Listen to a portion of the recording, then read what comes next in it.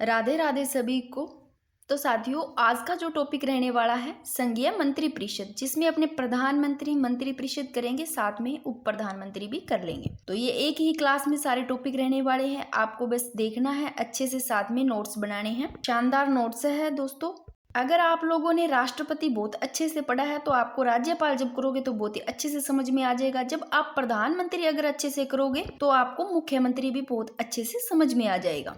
सबसे पहले तो आपको ये पता होना चाहिए कि राष्ट्रपति भारत का वैधानिक प्रमुख है, जबकि प्रधानमंत्री होता है वो वास्तविक प्रमुख होता है। जैसे कि आप राज्यपाल और मुख्यमंत्री पढ़ते हो तो मुख्यमंत्री उधर वास्तविक प्रमुख होते हैं राज्य में, और केंद्र में इधर प्रधानमंत्री की बात करें तो यहाँ वास्तविक प्रमुख होते हैं। राष्ट्रपति के नाम से ही मतलब काम किए जाते हैं, अपने कह सकते हैं ना कि रबड़ की बैंड की तरह, वैसे ही राज्यपाल होते हैं। राष्ट्रपति और राज्यपाल इनके नाम से किए जाते हैं। जो वास्तविक होते हैं इधर केंद्र में प्रधानमंत्री और उधर सीएम जो मुख्यमंत्री। तो ये आपको पता है, इंपॉर्टेंट लाइन है, पता भी होनी चाहिए, सभी को पता भी होगी। तो सबसे पहले अपने बात करते हैं, सबसे पहले आर्टिकल 74 अनुच्छेद 74 में क्या है। देखो, जो राष्ट्रपति है ना, इनको सलाह और सहायता देने के लिए क्या होगी, एक मंत्री परिषद होगी जिसका प्रमुख प्रधानमंत्री पीएम होगा। ये तो आर्टिकल 74 क्या कहता है कि भाई राष्ट्रपति ने सलाह और सहायता देने के लिए क्या होनी चाहिए, एक मंत्री परिषद तो होनी चाहिए ना, जिसका प्रमुख प्रधानमंत्री होगा। ठीक है ना। देखो, वास्तविक रूप से कार्यपालिका की समस्त शक्तियां किसमें होती है, मंत्री परिषद में निहित होती है। अतः राष्ट्रपति के देखो नाम प्रशासन की समस्त शक्तियों का उपयोग मंत्री परिषद द्वारा किया जाता है। इनके तो नाम से उपयोग मंत्री परिषद द्वारा किया जाता है। ठीक है। देखो, मंत्री परिषद द्वारा की गई जो परामर्श है उसको राष्ट्रपति ना तो सार्वजनिक कर सकते हैं, ना ही किसी न्यायालय में चुनौती दी जा सकती है। तो 74 में क्या है भाई, राष्ट्रपति की सलाह व सहायता हेतु राष्ट्रपति को सलाह देने के लिए, सलाह और सहायता देने के लिए एक मंत्री परिषद होगी जिसका प्रमुख प्रधानमंत्री होगा, सभी को पता भी है। और मंत्री परिषद द्वारा दी गई जो परामर्श होती है ना तो राष्ट्रपति उसको सार्वजनिक कर सकते हो, ना किसी न्यायालय में चुनौती दी जा सकती है। अब वेरी वेरी इंपॉर्टेंट लाइन, कौन सा संविधान संशोधन है, 42वां संविधान संशोधन 1976 है ना। इसके द्वारा यह प्रावधान किया गया कि मंत्री परिषद की परामर्श को राष्ट्रपति मानने हेतु बाध्यकारी होगी। कौन से संविधान संशोधन द्वारा कहा गया, 42वें संविधान संशोधन 1976 द्वारा। अगर आपको पूछ ले कि मंत्री परिषद की परामर्श को राष्ट्रपति मानने हेतु बाध्यकारी होंगे, ये कौन से संशोधन द्वारा कहा गया, कौन से संशोधन में प्रावधान किया गया, तो 42वां संविधान संशोधन 1976 द्वारा। लेकिन कौन सा, फिर देखो इसमें तो ये बात की गई 76 वाले में, फिर 78 यानी कि 44वां संविधान संशोधन जो 1978 है, इसके द्वारा यह प्रावधान किया गया कि मंत्री परिषद की परामर्श को राष्ट्रपति सिर्फ एक बार पुनर्विचार हेतु भेज सकता है। कौन से संविधान संशोधन, 44वां संविधान संशोधन 1978 द्वारा, कि मंत्री परिषद की परामर्श है उसको राष्ट्रपति एक बार उसको पुनर्विचार के लिए भेज सकता है। अब फिर से देख लो, राष्ट्रपति तो भारत का वैधानिक प्रमुख है, जो वास्तविक प्रमुख होता है वो प्रधानमंत्री होता है। 74 में ये है कि भाई राष्ट्रपति है, इनको सलाह और सहायता देने के लिए एक मंत्री परिषद होगी जिनका प्रमुख प्रधानमंत्री होगा। ठीक है। और 42वां संविधान संशोधन 1976 द्वारा तो ये कहा गया कि मंत्री परिषद की परामर्श को राष्ट्रपति मानने हेतु बाध्यकारी होंगे। ठीक है ना। लेकिन 44वां संविधान संशोधन 1978 द्वारा यह प्रावधान किया गया कि मंत्री परिषद की परामर्श को राष्ट्रपति कितने एक बार पुनर्विचार के लिए भेज सकता है। अब आगे देखेंगे ना मंत्री परिषद का जो गठन है, इसमें देखो प्रधानमंत्री सहित यानी कि प्रधानमंत्री के साथ में प्रधानमंत्री सहित सभी प्रकार के जो मंत्री होते हैं, कैबिनेट, राज्य मंत्री, उप मंत्री, इनके समूह को क्या कहते हैं, मंत्री परिषद कहते हैं। देखो, मंत्री परिषद तो किनको कहेंगे, साथ में प्रधानमंत्री भी शामिल होंगे, और जो सारे सभी प्रकार के जो मंत्री है, कौन कौन से, कैबिनेट, राज्य मंत्री, उप मंत्री, ये सब जिनमें सब शामिल होते हैं प्रधानमंत्री के साथ, वो तो होते हैं मंत्री परिषद। इस सारे समूह को क्या कहते हैं, मंत्री परिषद। और जो मंत्रिमंडल में शामिल होते हैं वो ओनली कैबिनेट में। ठीक है ना, वो आगे करेंगे, आपको पता चल जाएगा। चलो नेक्स्ट करते। आप जब यहाँ करोगे ना, ये मंत्रियों के प्रकार पढ़ोगे, तब आपको पता चलेगा कि मंत्री परिषद में प्रकार तो 3 होते हैं, स्तर 4 होते हैं। कैसे होते हैं ये समझना है आपको, 3 प्रकार कैसे है, सत्र कौन सा है, चौथा, ये आपको समझने हैं। हेलो भाई, नेक्स्ट प्रधानमंत्री की नियुक्ति जो कि अनुच्छेद 75 में है। अब इनको पढ़ेंगे 75 1 2 3, इनमें क्या क्या है। ठीक है ना, नियुक्ति के बारे में। सबसे पहले जो आर्टिकल 75 1 है, इसमें क्या है, 75 1 में एक तो लाइन ये ध्यान रखनी है कि भाई जो प्रधानमंत्री है इनकी नियुक्ति कौन करेंगे, राष्ट्रपति करेंगे। 75 1 में क्या है, एक में कि प्रधानमंत्री की नियुक्ति कौन करेंगे? राष्ट्रपति साहब ही करेंगे। और देखो, प्रधानमंत्री की राष्ट्रपति कर रहे हैं और अन्य मंत्रियों की भी यही करेंगे, राष्ट्रपति करेंगे। बट यहाँ पर ये चीज ध्यान रखनी है कि सलाह किनकी लेनी पड़ेगी। देखो, राष्ट्रपति प्रधानमंत्री की सलाह पर करेंगे। देखो भाई, पीएम की नियुक्ति कर रहे हैं राष्ट्रपति साहब, बट जब अन्य मंत्रियों की ये राष्ट्रपति करेंगे तब सलाह इनकी लेनी पड़ेगी, यानी कि प्रधानमंत्री की सलाह पर करेंगे 75(1) में। तो ये जो मैंने बिल्कुल ऊपर शॉर्ट में लिखा था कि आपको समझ में आ जाए। अब देखो, आप ये चीज सारी देखनी है कि 75(1) में क्या है कि लोकसभा में बहुमत प्राप्त दल के नेता को क्या होना चाहिए? लोकसभा में बहुमत प्राप्त दल का नेता है को राष्ट्रपति द्वारा प्रधानमंत्री नियुक्त किया जाता है। अब आपको पूछ ले प्रश्न, पता होना चाहिए छोटा छोटा, क्या प्रधानमंत्री नियुक्त किए जाते हैं? प्रश्न आता है तो प्रधानमंत्री नियुक्त किए जाते हैं, नियुक्त, ये ध्यान रखना, ठीक है। इसलिए इसको भी हाईलाइट किया, एक एक चीज पे ध्यान रखना है। तो देखो, लोकसभा में जो बहुमत प्राप्त दल होंगे, दल के नेता होंगे, उनको ही नियुक्त करेंगे प्रधानमंत्री। कौन? राष्ट्रपति करेंगे। राष्ट्रपति प्रधानमंत्री नियुक्त करेंगे जो लोकसभा में बहुमत प्राप्त दल के नेता होंगे। तो भाई, इनकी नियुक्ति कौन करेंगे? राष्ट्रपति करेंगे। जब अन्य मंत्रियों की नियुक्ति करेंगे तब इन्हीं की परामर्श लेनी पड़ेगी, इन्हीं की सलाह लेनी पड़ेगी। तो पीएम की परामर्श से राष्ट्रपति अन्य मंत्रियों की नियुक्ति करेंगे। अब भारत का प्रधानमंत्री होता है, नियुक्त होता है, ठीक है। छोटी छोटी चीजें आपको अच्छे से देखनी है। जब आपको इतने अच्छे नोट्स मिल रहे हैं, पका पकाया सब कुछ मिल रहा है, तो आप इतना तो कर सकते हो ना। अब आपको ध्यान रखना है कौन सा संविधान संशोधन है? 91वां संविधान संशोधन 2003। भाई, आप इतनी सारी बुक्स पढ़ोगे, खोज खोज के चीजें लिखोगे, तो वो ये चीजें आपको यहाँ पर मिल रही है। बस ये एक हवा चल रही है, मूल किताबें पढ़ो, मूल किताबें पढ़ो। है क्या मूल किताबें? भाई, आप भी पहली बार नहीं कर रहे हो, बेसिक आपका क्लियर है, ऐसी बात नहीं है। जो पहली बार आ रहे हैं, यानी कि फर्स्ट ईयर करके आ रहे हैं, उनको जरूरी है मूल किताबें पढ़ना। आपका बेसिक क्लियर है, जो कई बार कर रहे हैं, पहले दे चुके हैं, तो आप अगर मूल किताबें, यही तो है एनसीईआरटी की, जहां से बात करें, यानी कि बेसिक क्लियर होगा आपका। अगर आप 6ठी से लेकर के 12 तक बुक्स पढ़ते हो, तो आप खुद देख लो, एक बार आप सारी बुक्स खरीद करके लाओगे, फिर वो मैटर तैयार करोगे, आपका तो एग्जाम तभी एग्जाम टाइम पर भी नहीं हो पाएगा। तो आपको तो सारा कुछ मिल रहा है पका पकाया, तो आप एक बार ये करके देखो ना भाई, हमें पढ़ना है, अच्छे से आप तैयारी कर लो। और बार बार मैं ये क्यों बोलती हूँ, आपको अपने हाथ से शॉर्ट नोट्स बनाने हैं, रिवीजन जरूरी है। मैं इसलिए कह रही हूँ, रिवीजन के बिना कुछ भी नहीं है। चाहे मैं कितना ही मैटर करवा दूं, कितना ही करवा दूं, कोई तुक नहीं है उसका पढ़ने का। फिर चाहे मत पढ़ो, जब भी आप नेक्स्ट टॉपिक पढ़ते हो तो पीछे वाले का रिवीजन जरूर कर लिया करो, प्लीज, मेरे कहने पर। तो 91वां संविधान संशोधन 2003 है। इसके अनुसार केंद्र में मंत्रियों की देखो अधिकतम संख्या लोकसभा के कुल सदस्य संख्या की कितनी होगी? 15% होगी। संविधान संशोधन कौन सा? इसमें फिक्स कर दी, जो 91वां संविधान संशोधन 2003 है ना, कि अधिकतम संख्या तो 15% से अधिक नहीं होगी, यानी कि 15, और न्यूनतम का कोई निर्धारित नहीं की गई है। अधिकतम तो कह दिया भाई 15% होगी, 15% से ज्यादा नहीं होगी, बट न्यूनतम का कोई निर्धारित नहीं है, यानी कि कोई स्पष्ट नहीं है न्यूनतम कितनी हो सकती है। तो 91वां संविधान संशोधन 2003 द्वारा जो कि अनुच्छेद, ध्यान रखना, ये 75 पढ़ रहे हैं अपने, इसमें केंद्र में मंत्रियों की अधिकतम संख्या लोकसभा के कुल सदस्य संख्या की कितनी होगी? 15% होगी, जिसमें ये ध्यान रखना पीएम भी शामिल है, ठीक है। क्योंकि ये प्रावधान पहले नहीं था, फिर ये 91वें संविधान संशोधन 2003 द्वारा क्या कर दिया? फिक्स कर दिया कि कितने मंत्री होंगे, ये चीजें फिक्स कर दी गई। अब देख लेना, लोकसभा में सीटें कितनी है? 543 है, यानी कि 15%, लगभग 81 आप देख लेना, उसमें क्या क्या है? पीएम भी शामिल होंगे, ठीक है। तो आपने ये अभी तक देखा, एक बार मैं फिर से आपको करवा देती हूँ कि फर्स्ट पेज पे अपनों ने देखा है कि प्रधानमंत्री का पता है ये वास्तविक प्रमुख होते हैं। 74 में ये पढ़ा कि राष्ट्रपति की सलाह और सहायता, इनकी सलाह और सहायता के लिए क्या होगी? मंत्री परिषद होगी, जिसका प्रमुख प्रधानमंत्री होगा। तो फिर आर्टिकल 75 में प्रधानमंत्री की नियुक्ति है। 75(1) में यही पढ़ा कि प्रधानमंत्री, इनकी नियुक्ति कौन करेंगे? इनकी नियुक्ति राष्ट्रपति करेंगे, और जो प्रधानमंत्री है लोकसभा में बहुमत प्राप्त दल के नेता होंगे, जिनकी ये राष्ट्रपति करेंगे। और जो पीएम, ये प्रधानमंत्री की नियुक्ति तो ये कर रहे हैं, अब इन्हीं प्रधानमंत्री की परामर्श से राष्ट्रपति अन्य जो मंत्री हैं उनकी नियुक्ति करेंगे। और फिर पढ़ा कि 91वां संविधान संशोधन 2003 है, इसमें यह प्रावधान किया कि मंत्री परिषद में प्रधानमंत्री सहित सदस्यों की जो कुल संख्या है वो लोकसभा के कुल सदस्य संख्या की कितनी? 15% से ज्यादा नहीं होगी। यानी कि फिक्स कर दी भी 15% होगी, यूं ज्यादा को नहीं हुआ, न्यूनतम सीमा कोई निर्धारित को नहीं, ठीक है।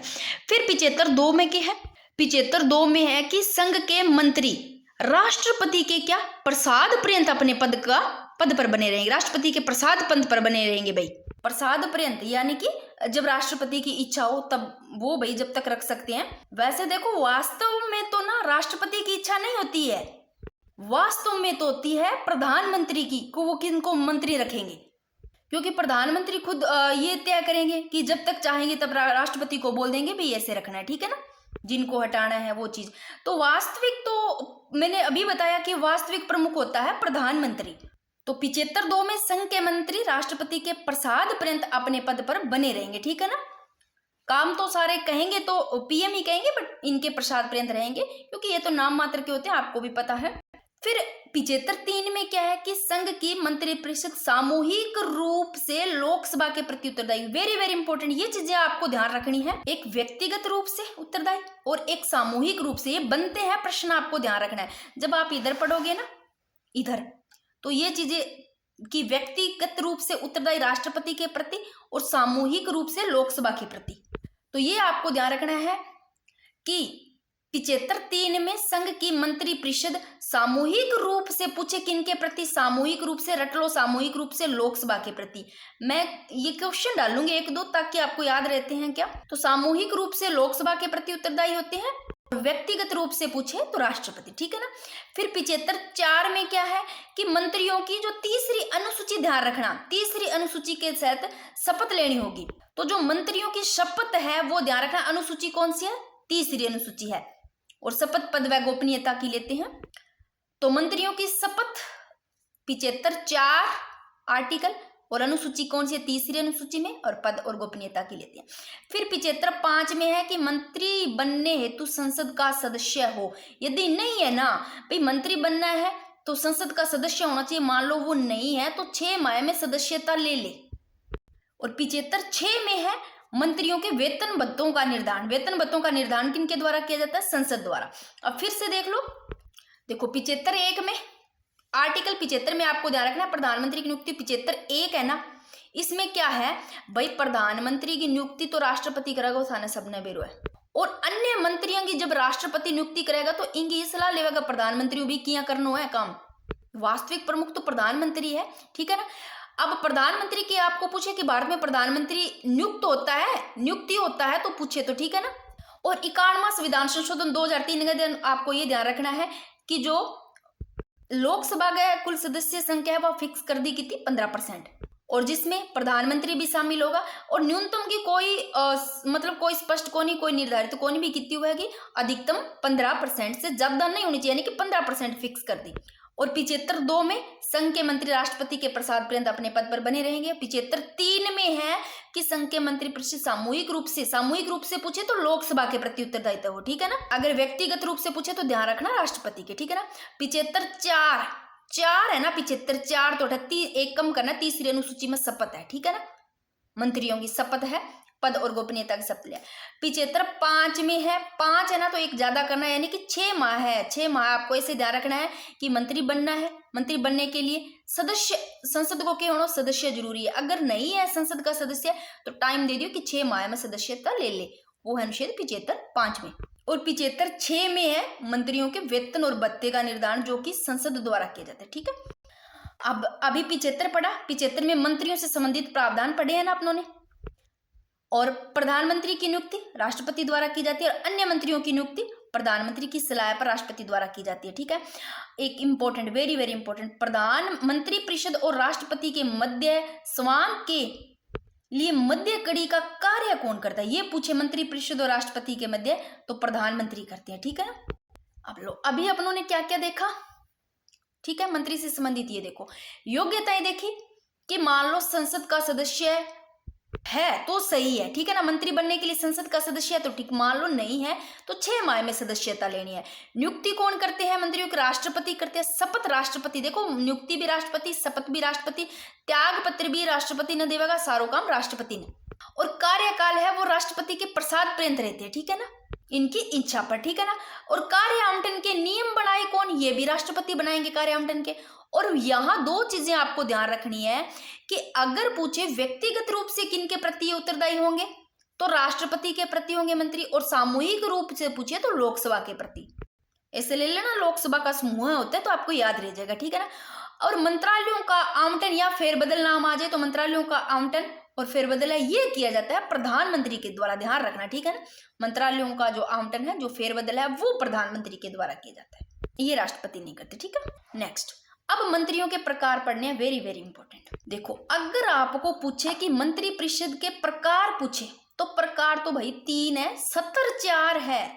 4 स्तर के मंत्री पूछे तो 4, देखो ये तो 3 है ना, मैंने लिखे है कैबिनेट मंत्री, राज्य मंत्री और उप मंत्री। इस जो राज्य स्तर स्वतंत्र प्रभार है, सिर्फ इसको छोड़ करके ऊपर के तो आते हैं मंत्री परिषद के प्रकार। मंत्री परिषद में 3 प्रकार है। जब आपको स्तर पूछे तो स्तर में ये आ जाता है राज्य मंत्री स्वतंत्र प्रभार, ये 3 तो है ही है, जो कि 3 प्रकार में भी है, और सतर में ये ऐड हो जाता है राज्य मंत्री स्वतंत्र प्रभार। अब आपको एक एक चीज देखनी है। देखो, कैबिनेट मंत्री है ना, ये उच्चतम स्तर के मंत्री है। कैबिनेट मंत्री क्या है? उच्चतम स्तर के, सर्वोच्च इकाई के, ठीक है ना। और उप मंत्री देखो लास्ट में लिखा है उप मंत्री आ रहा है, तो ये निम्न स्तर के मंत्री हो गए। अब देखो, सबसे पहले जो कैबिनेट मंत्री है ना, एक तो देखो ये सर्वोच्च इकाई का सबसे ऊपर उच्च स्तर का मंत्री है, ठीक है ना। फिर बात करें कैबिनेट मंत्री, ये ना मंत्रालय के स्वतंत्र प्रमुख होते हैं, ये ध्यान रखना। कैबिनेट मंत्री है, ये मंत्रालय के स्वतंत्र प्रमुख होते हैं, इन्हें ही मंत्रिमंडल कहा जाता है। किनको कहा जाता है? इनको ही मंत्रिमंडल कहा जाता है। अब अगर आपको पूछे कि मंत्रिमंडल में शामिल होते हैं तो केवल मंत्रिमंडल में केवल कैबिनेट होगा, ध्यान रखना, ठीक है। ये समझ में आ गया। अब बात करते हैं भाई साहब राज्य मंत्री और उप मंत्री की। उप मंत्री मैंने बताया निम्न स्तर के मंत्री, तो ये तो स्तर में आ जाता है, इसको एक बार छोड़ो, आपको एक बार मंत्री की मंत्री परिषद के जो प्रकार है देखना, ये तो सबसे ऊपर स्तर का है, इन्हीं को ही मंत्रिमंडल कहते हैं। और अगर पूछे मंत्रिमंडल में शामिल तो ओनली होगा वो, ठीक है ना, कैबिनेट मंत्री। अब बात करें राज्य मंत्री और उप मंत्री।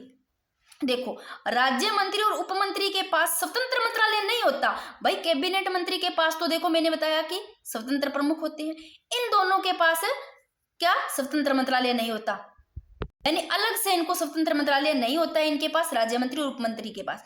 इनका कार्य है ना, इनका कार्य कैबिनेट मंत्रियों की सहायता से होगा, ठीक है, यानी कि इनकी सहायता करना कैबिनेट मंत्रियों की, ठीक है। अब देखो, राज्य मंत्री और उप मंत्री, इनका काम क्या है? जो कैबिनेट मंत्री हैं इनकी क्या हेल्प करना है, ठीक है ना। मैंने सहायता करना बोल दिया था ना पहले, इनसे करना होगा, तो थोड़ा ध्यान रख लेना, ये इनका काम है कि इनकी हेल्प करे, इनके जो मंत्री हैं उनकी सहायता करे, ठीक है। ये लो, ठीक है। अब चलते हैं राज्य मंत्री स्वतंत्र प्रभाव। देखो, आपको ये समझ में आ गया कि कैबिनेट मंत्री, राज्य मंत्री, उप मंत्री, ये 3 तो है मंत्री परिषद में 3 प्रकार।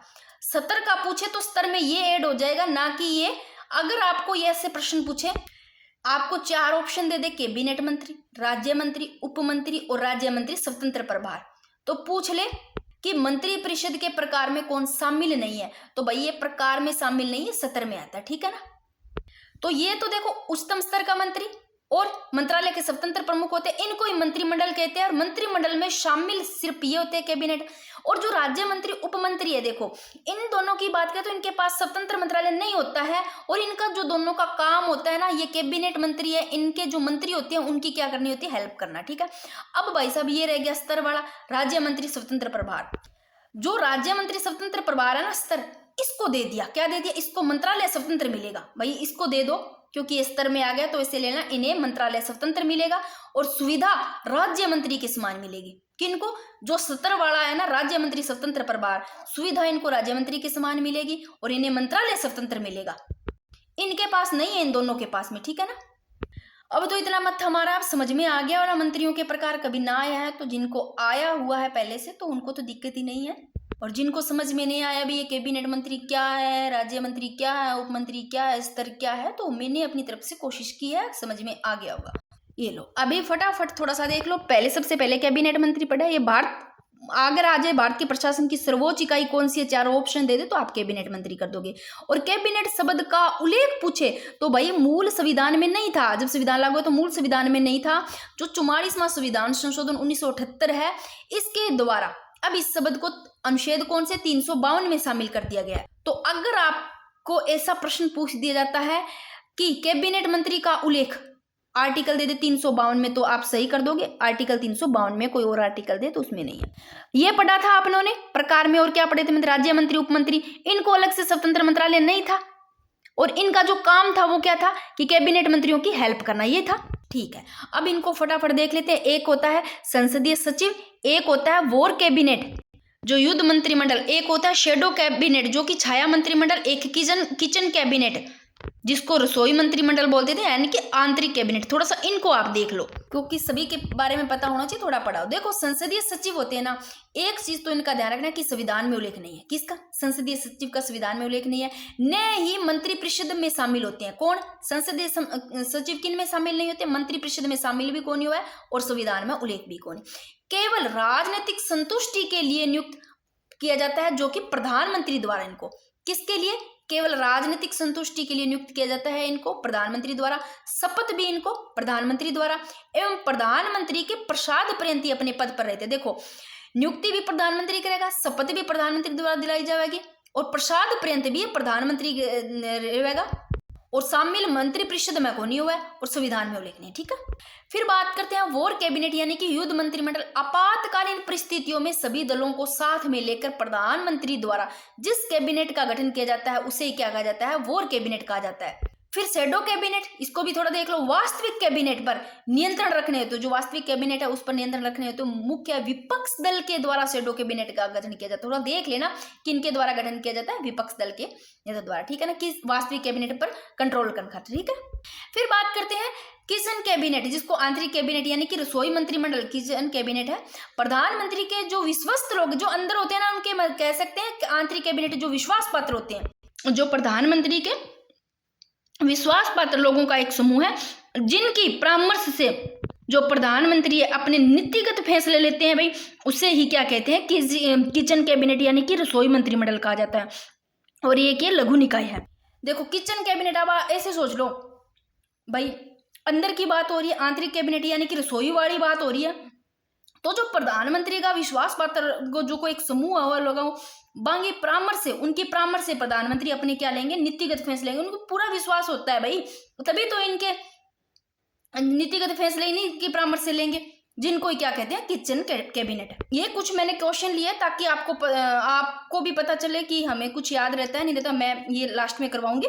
कुछ इंपॉर्टेंट वन लाइनर भी लिए हैं मैंने, इससे पहले अपने देख लेते हैं आर्टिकल 88 अनुच्छेद 88 पढ़ना है आपको। एक इसमें क्या है कि संघ के मंत्रियों व महान्यायवादी के विशेष अधिकार, अनुच्छेद 88 में, यानी कि मंत्री व महान्यायवादी संसद के भी सदन, ये संसद के, ये है संसद के किसी भी सदन, लिखना था भाई आप लिख लेना कि अनुच्छेद 88 में मंत्री व महान्यायवादी संसद के किसी भी सदन यानी कि लोकसभा राज्यसभा, किसी का बोल दिया लोकसभा राज्यसभा, इनमें भाग ले सकते हैं, उन्हें संबोधित कर सकते हैं। मंत्री उसी सदन में क्या लेंगे? मतदान करेंगे जिस सदन के क्या है वो सदस्य है, बट किनको मतदान का अधिकार नहीं है, एवं महान्यायवादी को मतदान का अधिकार नहीं है। ये क्या कर सकते हैं? मंत्री व महान्यायवादी संसद का कोई भी सदन, लोकसभा राज्यसभा, इनमें क्या लेंगे?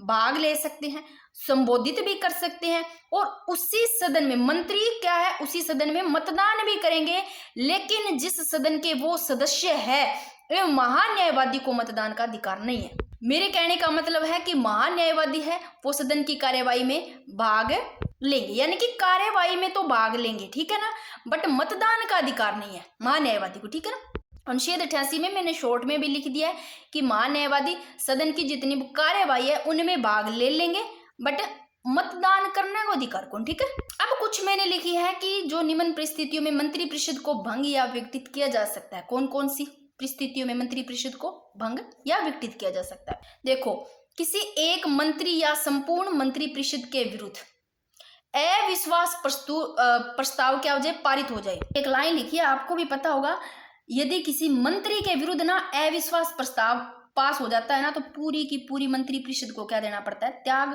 पत्र देना पड़ता है। आपको पता भी होगा इस चीज का, कोई मंत्री के विरुद्ध मान लो अविश्वास प्रस्ताव हो जाता है तो सारी मंत्रिपरिषद ही जावे भाई, तो देख लो, मंत्रिपरिषद को भंग या विघटित किया जा सकता है किसी एक मंत्री या संपूर्ण मंत्रिपरिषद के विरुद्ध अविश्वास प्रस्ताव पारित हो जाए, यदि लोकसभा क्या हो जाए, भंग हो जाए, यदि प्रधानमंत्री त्याग पत्र दे करके मंत्रिपरिषद को भंग करने की क्या कर दे, घोषणा कर दे।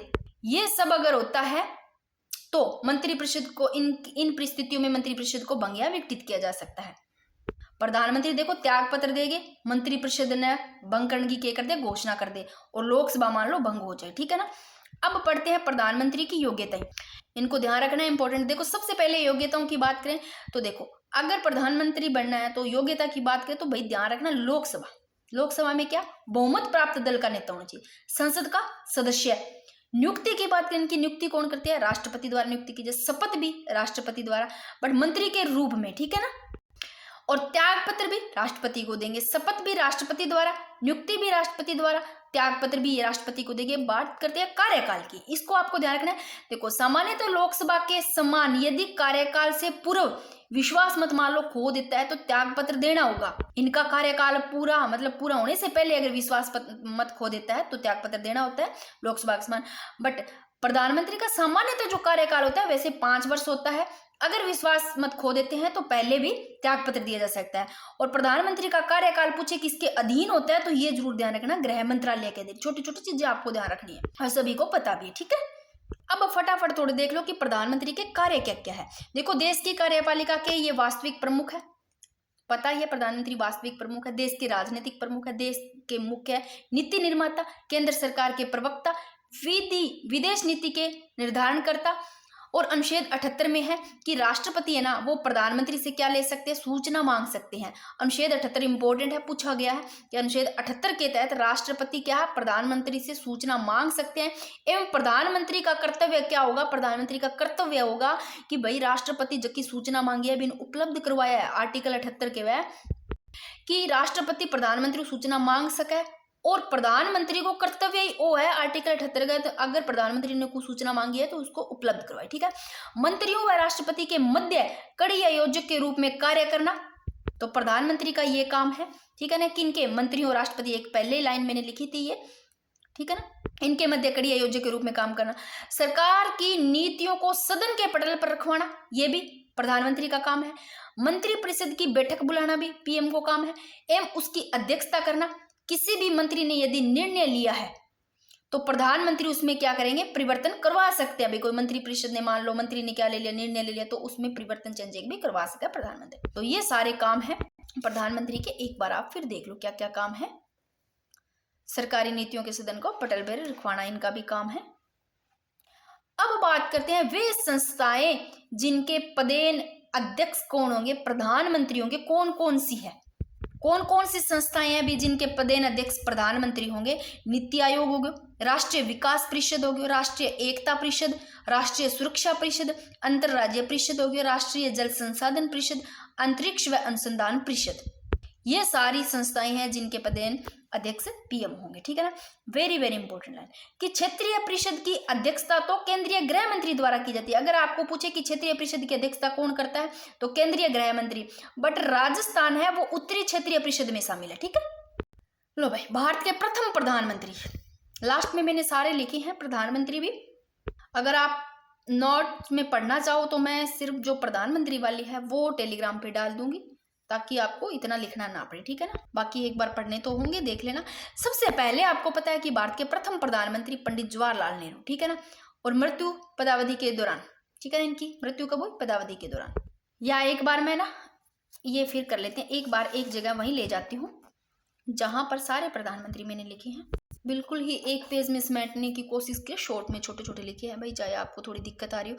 सबसे आपको पूछे कि भारत के प्रथम प्रधानमंत्री, देखो पंडित जवाहरलाल नेहरू तो पहला प्रधानमंत्री है जिनकी मृत्यु पदावधि के दौरान हुई, जो कि रहे 15 अगस्त 1947 से लेकर के 27 मई 1964, यानी कि 1947-1964 तक। सेकंड देखो गुलजारीलाल नंदा। अब कई क्या है, इनको जैसे भी पूछते हैं ना, सबसे कम अवधि वाले आपको प्रधानमंत्री पूछते हैं तो आप कई बार गुलजारीलाल नंदा करते हो। भाई ये तो कार्यवाहक है, थोड़ा ध्यान रख लिया करो, क्योंकि जो अटल बिहारी वाजपेयी है ये है सबसे कम छोटी अवधि के। वैसे 3 बार रहे हैं, बट देखो 16 मई 1996 से 1 जून 1996 तक 17 दिन, ठीक है ना। और कई बुक्स में ये 13 दिन भी आपको पता नहीं क्या क्या लिख रखा है, बट एनसीईआरटी की बुक में आप खुद ही देख लो भाई। अब आपको पूछे कि पहले प्रधानमंत्री तो पंडित जवाहरलाल नेहरू, पैसे पहले ही पैसे प्रधानमंत्री नाम, पैसे प्रधानमंत्री पीएम, पैसे पंडित जवाहरलाल नेहरू। और दूसरे जो कि ये कार्यवाहक है भाई, प्रथम कार्यवाहक पूछे, यानी कि फर्स्ट कार्यवाहक प्रधानमंत्री है गुलजारी लाल नंदा। फिर और भी रेव है दूसरी बार, सेकंड बार, यानी कि 2 बार कार्यवाहक ए ही रेव है। मैंने इसलिए हाईलाइट किया है कि प्रथम कार्यवाहक प्रधानमंत्री पूछे तो गुलजारी लाल नंदा। फिर और रहते हैं, ये देखो दूसरी बार भी कार्यवाहक ये रहते हैं, कार्यवाहक गुलजारी लाल नंदा है जो 2 बार रह चुके हैं। अब पहले मैं एक बार सीधे बता रही हूं, बाद में आप इनको पढ़ लेना अपने तरीके से। पंडित जवाहरलाल नेहरू पहले प्रधानमंत्री, गुलजारी लाल नंदा जो कि फर्स्ट कार्यवाहक प्रधानमंत्री है। फिर लाल बहादुर शास्त्री प्रथम प्रधानमंत्री, देखो जिनकी विदेश में आधिकारिक यात्रा के दौरान मृत्यु हुई। फिर मैंने एक जगह वो भी लिखी है कि कौन कौन से प्रधानमंत्री है जिनकी मृत्यु हुई यानी कि पद के दौरान, ठीक है ना। फिर वापस आते हैं गुलजारी लाल नंदा जो कि कार्यवाहक रहते हैं दूसरी बार, ठीक है ना। फिर इंदिरा गांधी भारत की प्रथम महिला प्रधानमंत्री, अभी वर्तमान में कौन है, नरेंद्र मोदी है। और देखो अब नरेंद्र मोदी ना इंदिरा गांधी को भी पीछे कर दिया, इनसे ज्यादा लंबे समय तक प्रधानमंत्री नरेंद्र मोदी जो सेकंड नंबर पर है। और सबसे ज्यादा फर्स्ट नंबर पर पूछे तो सबसे ज्यादा कार्यकाल वाले यही रहेंगे पंडित जवाहरलाल नेहरू अब तक तो, ठीक है। तो ये सारी चीजें मैंने एक जगह लिखी है, अपने वो भी पढ़ेंगे, आप ऐसे मत करना कि हमें याद नहीं हो रहा ये चीज क्या है क्या कुछ नहीं, ये पढ़ेंगे एक बार, आप इनको देख लो। इंदिरा गांधी भारत की प्रथम महिला प्रधानमंत्री। फिर मोरारजी जो देसाई है, ये देखो सबसे अधिक उम्र के पूछे तो मोरारजी देसाई। अब देखो देसाई आप लोगों ने मंडल देखा होगा, जो बुढ़े लोग होते थे मंडल, मई जो बीड़ी का मंडल होता है वो पीते, तो आपको वैसे याद रह जाएगा सर, जो बुढ़े लोग हैं वो पहले पीते थे, ऐसे ले लेना है देसाई। तो सबसे अधिक उम्र का नाम देसाई आते, मोरारजी देसाई 81 वर्ष के, ठीक है ना। सबसे कम उम्र के पूछे तो सबसे कम उम्र के राजीव गांधी 40 वर्ष के, ठीक है ना। सबसे कम उम्र के प्रधानमंत्री राजीव गांधी। कुछ चीजें हैं जो इस प्रकार के फैक्ट होते हैं ना अलग से, वो थोड़े से आप इस प्रकार याद कर लेना कि अधिक वाले आपको याद रखना है, पहले याद रखने। कार्यवाहक कौन से है, गुलजारी लाल नंदा जो कि 2 बार कार्यवाहक रह सके हैं। और कौन से प्रधानमंत्री जिनका पद के दौरान मृत्यु हुई, और कौन से प्रधानमंत्री जो पहले मुख्यमंत्री भी रहे, वो मैंने सारे करवाए हैं, उधर अपने करेंगे। एक बार आप देख लो, आपको इतना ध्यान रखना है, सबसे अधिक उम्र के पूछे तो मोरारजी देसाई, ठीक है ना, 81 वर्ष ध्यान रखना। और देखो प्रथम प्रधानमंत्री जिन्होंने अपने पद पर त्याग पत्र दिया, ठीक है ना, पद पर त्याग पत्र देने वाले मोरारजी देसाई। फिर चरण सिंह इंपॉर्टेंट बनता है, कैसे बनता है, क्योंकि देखो एकमात्र प्रधानमंत्री जो संसद के किसी भी अधिवेशन में शामिल नहीं हुए, ये कौन थे, चरण सिंह। चरण ही दोगे पी लियो या समझ लियो भाई, संसद के किसी भी अधिवेशन में शामिल नहीं हुए, धोने पीने वाली तो कोई बात ही नहीं है इनकी, बट याद करने के लिए, ठीक है ना। प्रश्न आता है एकमात्र प्रधानमंत्री जो संसद के किसी भी अधिवेशन में शामिल नहीं हुए, चरण सिंह। फिर इंदिरा गांधी देखो वापिस आती है, फर्स्ट पीएम जिसकी कार्यकाल के दौरान हत्या हो गई, ठीक है, अपने अंगरक्षकों के द्वारा, ठीक है ना, हत्या कर दी गई। फिर राजीव गांधी सबसे कम उम्र के, मैंने बता दी। फिर वीपी सिंह, ये इंपॉर्टेंट बनता है, कैसे, वीपी सिंह पहले तो पूरा नाम देखना है, विश्वास प्रताप सिंह, मैंने उधर पूरा नाम भी लिखा है, विश्वास प्रताप सिंह, वीपी सिंह। ये फर्स्ट प्रधानमंत्री है जिन्होंने अविश्वास प्रस्ताव द्वारा पद छोड़ना पड़ा। कौन से प्रधानमंत्री, अविश्वास प्रस्ताव के द्वारा पद छोड़ना पड़ा, वीपी सिंह को। फिर चंद्रशेखर 1990 से 91 में। फिर वीपी नरसिम्हा राव प्रथम दक्षिण भारतीय प्रधानमंत्री। फिर अटल बिहारी वाजपेयी जो 16 मई 1996 से 1 जून 1996 यानी कि 17 दिन, सबसे कम अवधि वाले अटल बिहारी वाजपेयी। फिर एच देवगौड़ा, इनको थोड़े थोड़े आप देख लेना। फिर अटल बिहारी वाजपेयी। अब बात करते हैं, फिर मैंने ये भी बता दूंगी कि 2 बार जैसे मनमोहन सिंह 2 बार, 3 बार कौन से रहे हैं, 3 बार है ना।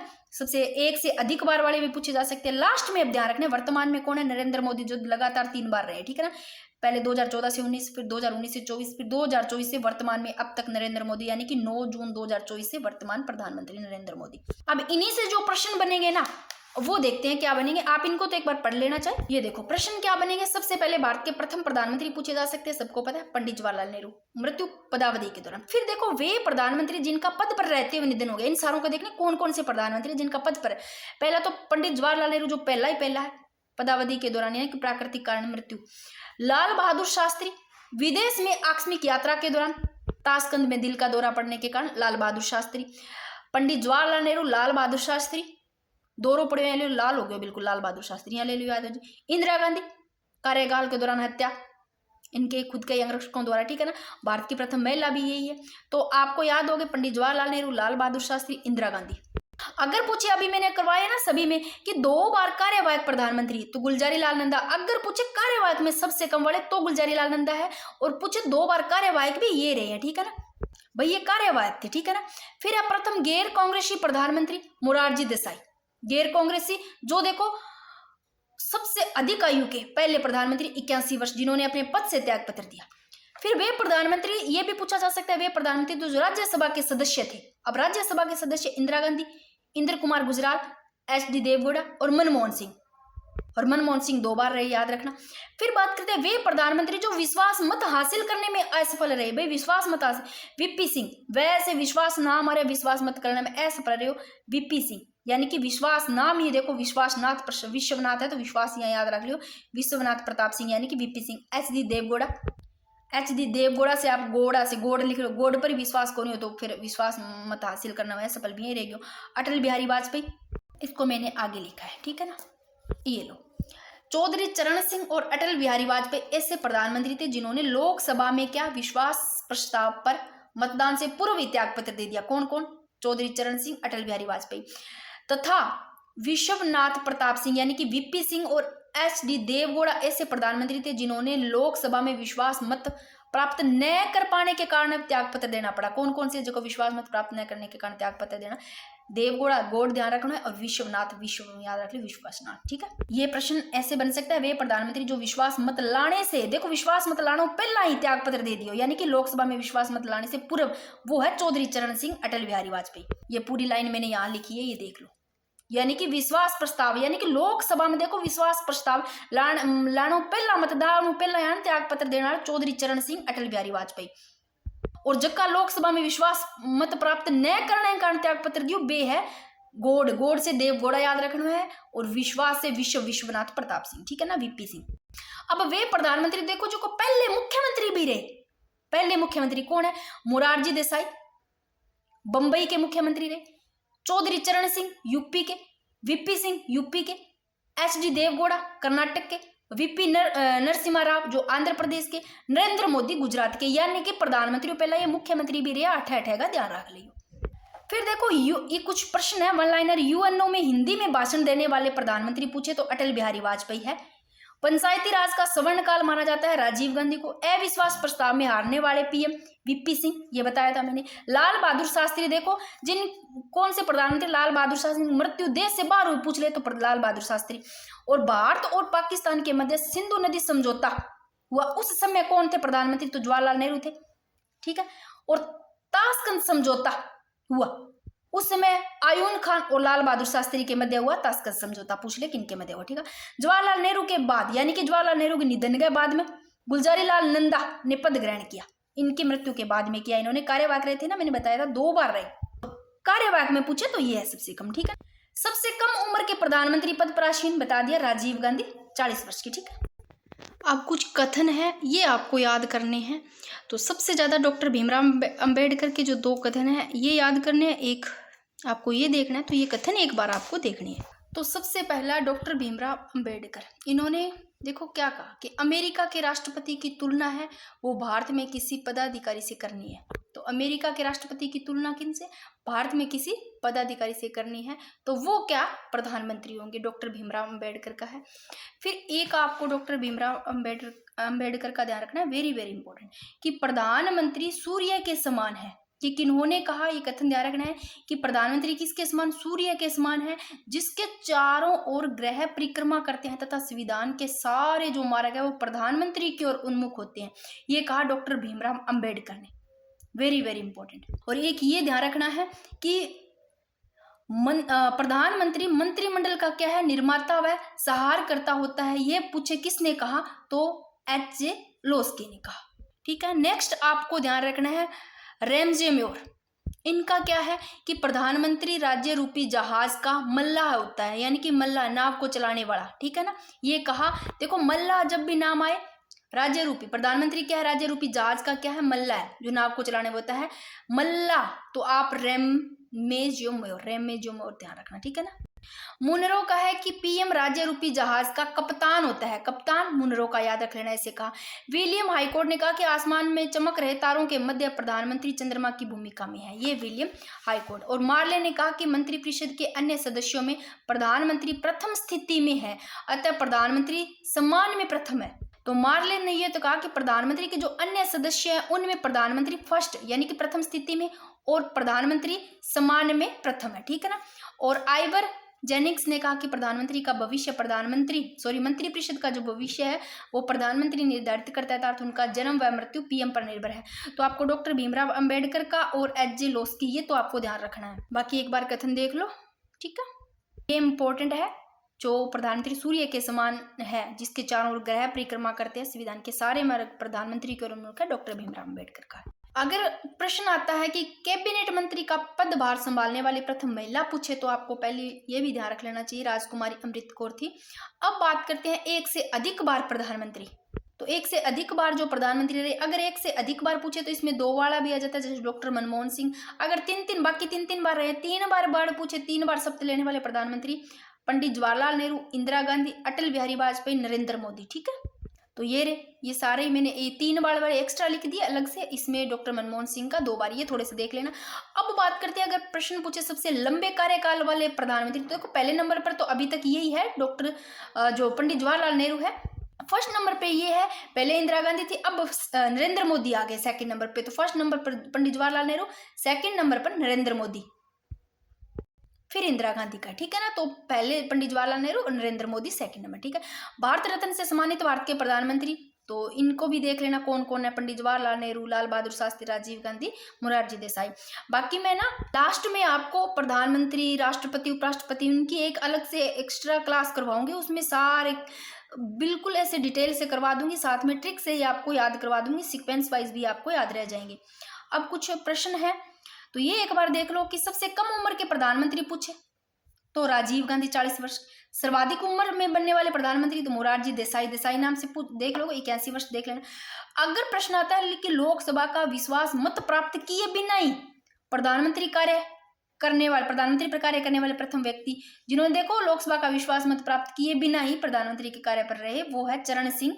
किसान नेता थे और अपनी गरीब हितैषी नीतियों के कारण जाने जाते थे। नेक्स्ट है संघीय मंत्रिमंडल की बैठक की अध्यक्षता कौन करता है पूछे तो पता ही है, प्रधानमंत्री करते हैं। अभी छोटे छोटे चीजें ध्यान रखना है।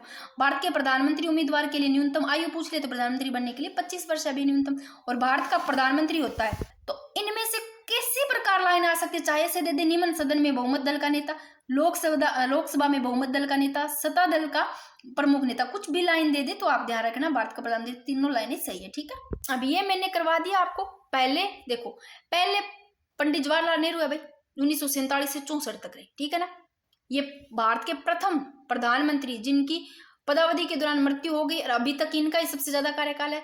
फिर सेकंड नंबर पर ये प्रथम कार्यवाहक प्रधानमंत्री है, ये कार्यवाहक है पूछे तो गुलजारी लाल नंदा।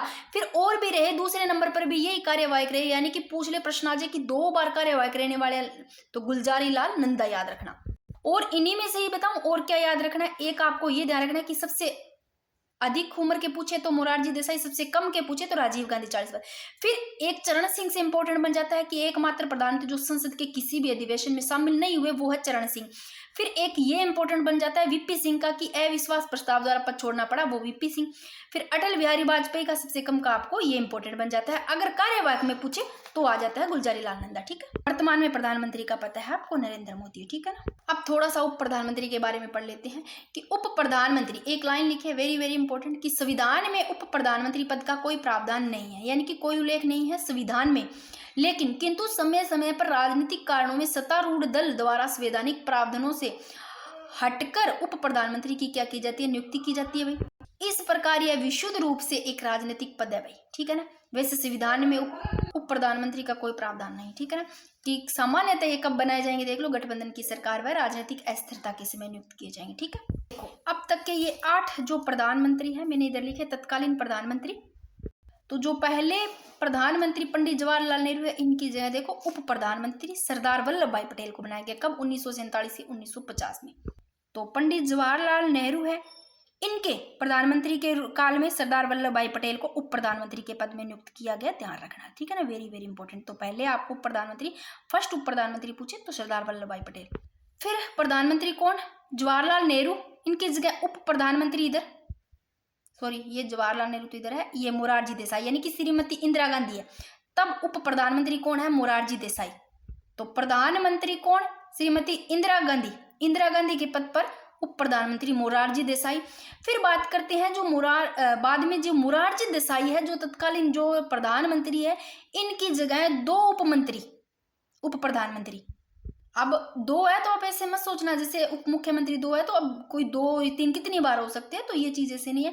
तो श्री मोरारजी देसाई है प्रधानमंत्री, मोरारजी देसाई, इन्होंने देखो दो उप प्रधानमंत्री कौन कौन से, चौधरी चरण सिंह जो कि वरिष्ठ और जगजीवन जो राम कनिष्ठ है, इनको नियुक्त किया। कौन कौन से, जगजीवन राम तो कनिष्ठ और चौधरी चरण सिंह वरिष्ठ, इनको उप प्रधानमंत्री नियुक्त किया, ठीक है। फिर चौधरी चरण सिंह है प्रधानमंत्री, तो इधर उप प्रधानमंत्री किनको नियुक्त किया, YV चौहान को। और VP सिंह जो प्रधानमंत्री, इनको चौधरी देवीलाल को, और जो चंद्रशेखर सिंह है इन्होंने चौधरी देवीलाल को। फिर अटल बिहारी वाजपेयी है, इन्होंने किया लाल कृष्ण आडवाणी को, ठीक है। इधर चौधरी देवीलाल को भी 2 बार किया उप मुख्यमंत्री, किसके कार्यकाल में, VP सिंह और चंद्रशेखर के कार्यकाल में 2 बार चौधरी देवीलाल को, ठीक है। तो ये एक बार आप देख लेना। अब एक आपको बात ध्यान रखना है, क्या है इसमें कि KS शर्मा बनाम चौधरी देवीलाल 1980। मैं 1990 एक बात और बता दूं लास्ट में ना, आप इसकी फिक्र मत करना, याद तो करने है, अब आपको रिकॉल करना है बार बार, ठीक है ना, जितने भी वाद है, जितना भी आप कुछ पढ़ा है, लास्ट में आपको वाद एक बार मैं सारे ना किसी भी तरीके से याद करवा दूंगी। और एक कोशिश ये भी रहेगी कि एक पेज पर शॉर्ट में सारे आर्टिकल लिख करके वो भी याद करवाने की, ठीक है ना। तो KS शर्मा बनाम चौधरी देवीलाल 1990, तो इसमें उच्चतम न्यायालय ने कहा कि उप प्रधानमंत्री का संविधान में उल्लेख नहीं है। किसने कहा, KS शर्मा बनाम चौधरी देवीलाल 1990 वाद है। इस वाद में उच्चतम न्यायालय ने, हाईकोर्ट ने यह कहा कि उप प्रधानमंत्री का संविधान में उल्लेख नहीं है, अतः उन्हें अलग से वेतन भत्ते और सुविधाएं प्राप्त नहीं होगी। ये इस वाद में ध्यान रखना, वेरी वेरी इंपॉर्टेंट लगा लो। अब फटाफट थोड़ा सा मंत्रिपरिषद और मंत्रिमंडल में अंतर देख लो।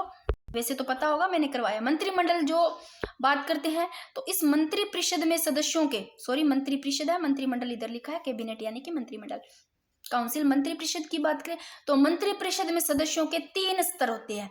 कैबिनेट स्तर के मंत्री होते हैं, राज्य स्तर के मंत्री होते हैं, उप मंत्री होते हैं, ठीक है। और ये होता है एक संवैधानिक निकाय होता है, ठीक है, और जिनका वर्णन संविधान के अनुच्छेद 74 और 75 में किया जाता है। ये एक बड़ा निकाय होता है मंत्रिपरिषद। फिर बात करते हैं कैबिनेट यानी कि मंत्रिमंडल की। यह इस मंत्रिपरिषद का ही भाग होता है। मंत्रिमंडल किसका होता है, मंत्रिपरिषद कोई भाग हुआ है। इसमें केवल कैबिनेट स्तर के मंत्री शामिल होते हैं। किसमें, मंत्रिमंडल में कैबिनेट स्तर के मंत्री शामिल होते हैं। और 44वां संविधान संशोधन 1978 द्वारा कौन सा आर्टिकल 352 में कैबिनेट शब्द को जोड़ा गया। अब अगर आपको पूछ ले कि कैबिनेट शब्द का उल्लेख कौन से आर्टिकल में है, तो ध्यान रख लो कैबिनेट शब्द का आर्टिकल 352 में है, ठीक है ना। तो ये जोड़ा गया। संविधान के देखो मूल पाठ में इस शब्द का स्थान नहीं दिया गया था। और यह है ना जो कि मंत्रिमंडल, ये जो पड़ा है मंत्रिपरिषद, इस आकार में छोटा होता है। मंत्रिपरिषद तो यह एक बड़ा निकाय है और मंत्रिमंडल एक क्या है, इस मंत्रिपरिषद से आकार में छोटा निकाय है, ठीक है। एक बार इनको देख लो। मंत्रिमंडल यानी कि कैबिनेट है, ये कब जोड़ा गया, 44वां संविधान संशोधन 1978 द्वारा जोड़ा गया। और कौन से में उल्लेख है कैबिनेट का, आर्टिकल 352 में, ठीक है ना। और मूल पाठ में इसका कोई स्थान नहीं था, तो कोई दिक्कत नहीं है इसमें। बाकी ये आपको बात जरूर ध्यान रखना है।